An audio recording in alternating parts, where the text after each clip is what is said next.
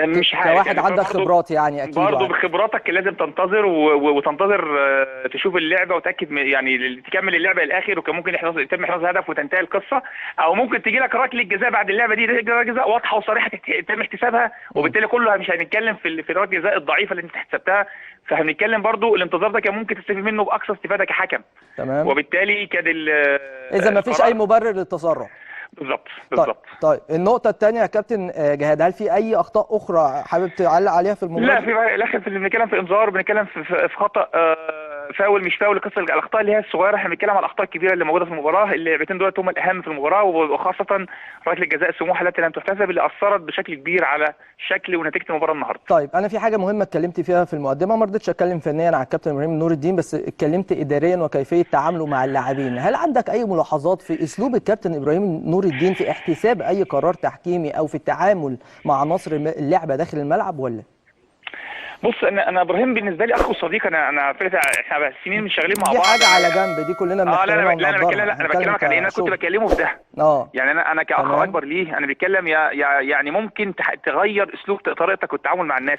احنا في الاخر يعني موضوع نشخط او موضوع نتعامل بعصبيه او موضوع، هو ابراهيم على فكره من الناس اللي ممكن تعرف تتعامل وممكن تعرف تتعامل مع اللعيبه كويس جدا. تمام. ومن الحكام الاذكياء اللي ممكن ينجحوا بصوره كويسه وصوره ممتازه، لكن للاسف بتجيله لقطات او اخطاء بتعطله فتره كبيره، لان ابراهيم كان ممكن يبقى في مكان ثاني خالص لو مشي بصوره اللي بدا بيها في اول مشوار. لو كان ركز على التحكيم بشكل اكبر بشكل كويس بالتطور. هو في حاجات ممكن بتخلي الناس كلها تاخد بالها من الحكم وتصرف الحكم. بالزبط. انت طول الوقت يا امير، طول ما انت بتحاول تظهر او موجود في الصوره هتغلط وشكلك مش كويس قدام الناس، لكن انت لو ركزت في شغلك بس وتحكيمك بس هتبقى منسي، الناس هتنساك، والحكم صح. لما تنسى الحكم وتنسى التحكيم هتلاقي التحكيم ناجح طول الوقت. طيب وانا بختم معاك، هل تقدر تحدد لي افضل 3 حكام في مصر من وجهة نظرك، حكام ساحة؟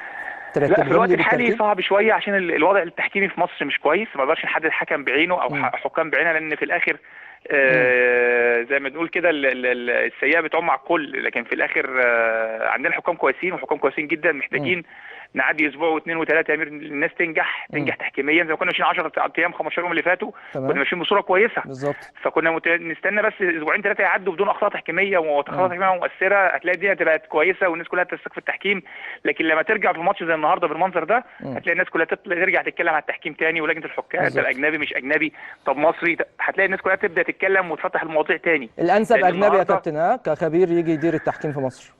اتمنى ايا كان مين اللي موجود، بس في الاخر يا امير عايزين اللي موجود معاه ينجحه، ده مهم. برضه التجربه اللي فاتت فشلت لان الراجل ما نجحش ليه؟ لان اللي معاه ما نجحوهوش، ما ساعدوهوش. حتى لو جه حكم اجنبي عايزين اللي معاه ينجحه، ده مهم. دي جزء مهم، لان اللي جاي مش عارف حاجه، مش عارف طبعًا. ناس طبعًا. مش عارف الدنيا ماشيه ازاي، فاللي موجود معاه يا اما تساعده تنجحه يا اما تبقى سبب في فشله، فدي مشكله كبيره يعني. كابتن جهاد بشكرك شكرا جزيلا، الكابتن جهاد جريشه الخبير التحكيمي والحكم الدولي السابق، وتعليقه على اداء الكابتن ابراهيم نور الدين وطاقم التحكيم في مباراه اليوم ما بين الزمالك وسموحه اللي فاز فيها نادي الزمالك بنتيجه 3-1، والمبارك اكيد لكل جماهير